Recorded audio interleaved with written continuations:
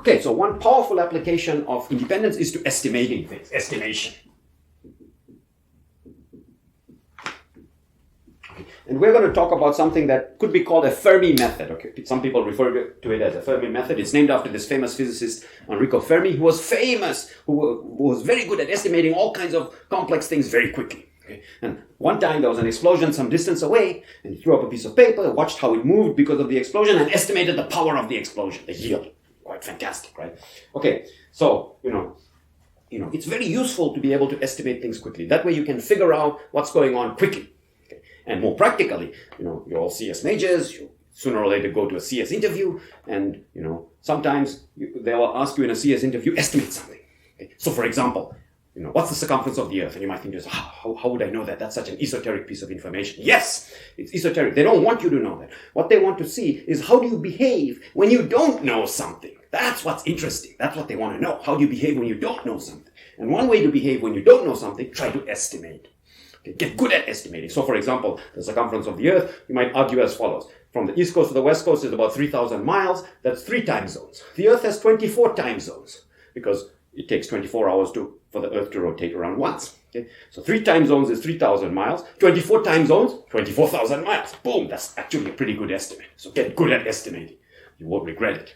Okay. Now, we're going to address a particular problem. Okay? So Paul Drake, another physicist, was interested in how many alien civilizations. Okay. So he basically developed a method, that kind of uses independence, okay, and got a number. And then Peter Backus was interested in how many people are there for me to date. So rather than how many alien civilizations out there, which is of absolutely no use to Peter Backus, he thought, how many dateable girls are there out there for me? Okay. And he wanted to know, what are the chances that he will be able to find a date? Okay. So there's this complex object called a dateable girl, or more generally just dateable. Okay, so dateable. Okay, and the way he approaches this problem is he says, well, dateable means a bunch of things. Okay, so let me see if I can list out the things that dateable means, and they're all reasonable things. And then let's see how we can compute the number of dateable girls. Okay, so probability. He's interested in, if I picked a random person from the 7 billion people on Earth, what are the chances that that person will be dateable? Okay. And now you can play this game, for whoever you are. I'm going to play this game, for, a typical heterosexual, let's say male, between the ages of, let's say 20 to 30. But you can play this game that I'm about to play for yourself, for anybody. Okay. So he says, well, let's identify a dateable person as satisfying certain criteria. Okay. You can think of that as events. So a criterion is satisfied if I picked a random person and they satisfy my criteria. So what collection of people satisfy my criteria? That's an event. Okay, so we'll define some events, and he defined 8 criteria. So let's call them A1, A2, A3, A4, A5, A6, A7, A8. And let me just tell you what those criteria are, and you'll see that they're very reasonable criteria. Okay, so A1, to be dateable, okay, you have to live nearby. Okay, makes sense, right? If you're dateable, I should be able to go on a date with you, so you live nearby. Okay, if you're dateable, you should be the right sex. Everyone has a preference.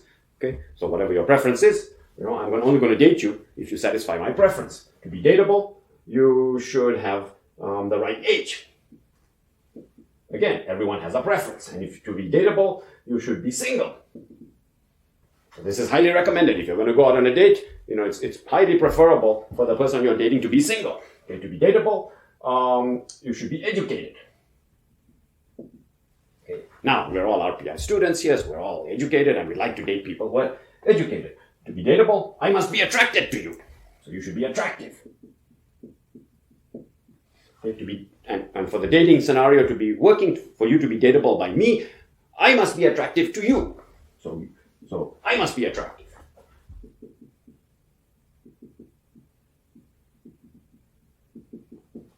And one final condition, if we're going to be able to go on a date, we must get along. That's also a nice thing. So on the one hand, we've got physical attractiveness, and on the other hand, we have, personality attractiveness. So we must get along. Okay, and here's the thing. Okay, what Peter Becker said is, well, if you're going to be dateable, then you must have all of these, criteria. And that's why it's so hard to find dateable people, because they have to satisfy all of these criteria. You can think of these as deal breakers. Deal breakers. So probability of dateable is the probability of A1 and A2 and so on and A8. That's a tough set of criteria. Each individual one of them is not so tough, but when you require all of these, now it's getting tough. Okay. Now, how are we going to compute this probability? So what basically Paul Drake said is, for example, an alien civilization out there, way out there in the far, universe, you require a planet with water at the right temperature, and so on and so forth. So just like criteria for being dateable, there's got to be a criterion for life to, evolve, and then the materials must be there to build technology, and so on and so forth. Okay. Now, so if we're going to use independence, and this is where independence comes in, you can, roughly speaking, believe that all these criteria are independent. If you picked a random person, there's some chance that they live nearby. And if I told you they live nearby, I'm not telling you anything about their sex or their age. If I tell you where they live and their sex, you don't know about their age. Okay, you don't know whether they're single. Okay, now modulo some minor corrections, like probably if I tell you where they live and it's an urban area, they're less likely to be young, more likely to be old. If it's an urban area, or if it's a metropolitan area like New York City, then they're more likely to be single, maybe. I don't know. And suburban area is more likely to not be single, and so on and so forth. But okay, those are minor dependencies. These quantities don't inform each other. If I tell you you're single, does it say anything about educated? Nope.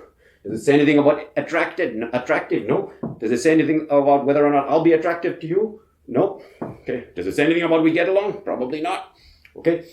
And so you can treat these criteria as more or less independent. Okay. And then what does independence say? Well, we can analyze this complex concept of being dateable by taking this and setting it equal to the product of the individual probabilities. So the probability of dateable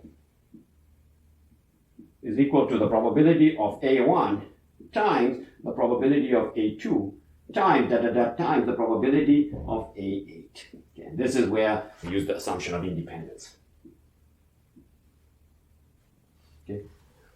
That's why independence makes such calculations of complex things like are you dateable much easier. Okay, so now does that help us? And it's going to help us because I can actually estimate each of these individual probabilities reasonably accurately, whereas this complex thing I have no handle on it from the beginning. Okay, if you ask me, analyze this, it's complex. These guys, these individual conditions that I require, much easier to handle. Okay, so let's see.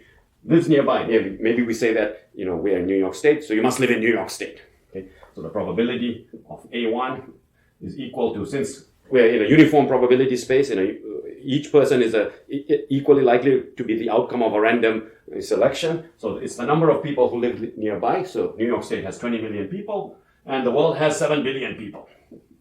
So this is approximately equal to 3 over 1,000. Okay. Right sex. So the probability of A2, there are roughly 50% of each sex. So, take your pick. It's going to be about 1/2. So this is about 1/2 chances of the random person having the right sex. Right age. So we can say if you're around 25, right age is from 20 to 30. So this is the probability that 20 less equal to age less equal to 30. And from the U.S. Census, this is about 15% or 15 over 100. So this is U.S. Census. So sometimes we have to use data. Okay. Probability to be single, roughly 50% of people are single. So probability of A4. This is probability of A3. Probability of A4 is about 1/2. Okay, educated. In the US, about 25% of people have a college degree. So probability of A5. Let's say that if you randomly pick the person, it's approximately 1 in 4 are educated. Probability of attractive. Now you have to sit down and think. How likely, if you pick a random person, am I going to be attracted to them? So you could sit and do this experiment. Sit on the street, every time a person goes by, say attractive, not attractive, attractive, not attractive, and estimate this ratio. That would be a very creepy thing to do, and odds are you would be put in jail. Okay, if you start shouting as everyone passes you, attractive, not attractive, attractive, not attractive, and so on. But we might be able to estimate this. So this is something. This is introspection. You tell me. What are the chances you find someone attractive? Maybe 1 in 5 is approximately 1 in 5. Okay. The seventh criterion, I must be attractive. Now again, this is introspection and how highly do you think of yourself? Some people might put 1. I'm attractive to everyone. I'm well built and so on. I'm the classic model. Okay, but if you're a little bit more modest, you might say, well, probability of A7, you might set it at 1/5, or even if you're even more modest, you might set it at 1/10. So you don't consider yourself that attractive. Okay, but maybe you do. Who knows? Okay, so you can fill in those numbers. That's the point. Okay, probability you get along. Maybe you get along with 1 in 4 people, and 3 in 4 people irritate the heck out of you, and maybe the same thing is for the other person, that you are personable to 1 in 4 people, with a probability 1 in 4 to someone else. So 1 in 4 times 1 in 4, the probability that you both get along is about 1 in 16. Probability of A8 is approximately 1 in 16. Okay, but that's all we have to do, because now we can just multiply. This is equal to 3 over 1,000 times 1/2 times 15 over 100 times 1/2 times 1/4 times 1/5 times 1/10 times 1/16. Wow, lots of multiplications. Okay, and if you compute this number, it's approximately equal to 3.5 times 10 to the minus 8, or approximately 1 in 30 million. Wow. And this is the conclusion that Peter Backer somewhat came up with. Wow, it's so hard for me to find someone dateable.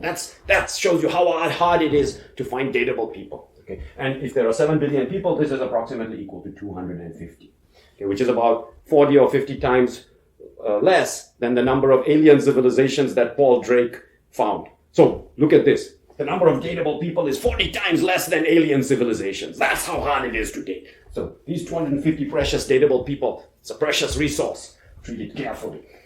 Okay. Now, the point here is that we take a complex concept and we can estimate how many dateable people there are by using independence. And you might wonder, how accurate is this? Well, it turns out to be quite accurate. Well, first of all, because, these criteria, these deal breakers are more or less independent. And second of all, you might say, but, these were very rough estimates. Yes, that's the idea. There are many criteria. All of them have rough estimates. Some of them will be overestimates. Some of them will be underestimates. And when you multiply them all together, the overestimates cancel out with the underestimates, give you a good approximation. Okay? And you can also see from the nature of independence, that it's multiplicative. So the more deal breakers you have, the more terms will multiply, and this number will get smaller and smaller. So if you have more deal breakers, you're less flexible. You have so many criteria. Okay, this number can drop to 1 or even less than 1. You're in trouble.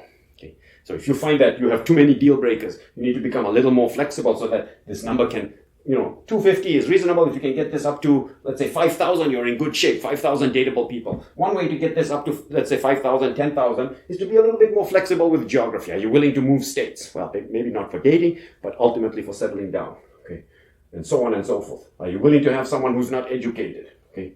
Are you willing to have someone who's less attractive so you can increase this? Are you go and work out so that you can increase that number, and so on and so forth. You can try to increase the 250. Okay. The point is that independence allows you to analyze little conditions and get approximate probabilities, and the approximations balance each other out. Okay. So let's erase. We'll come back and we will talk about FOCS-twins.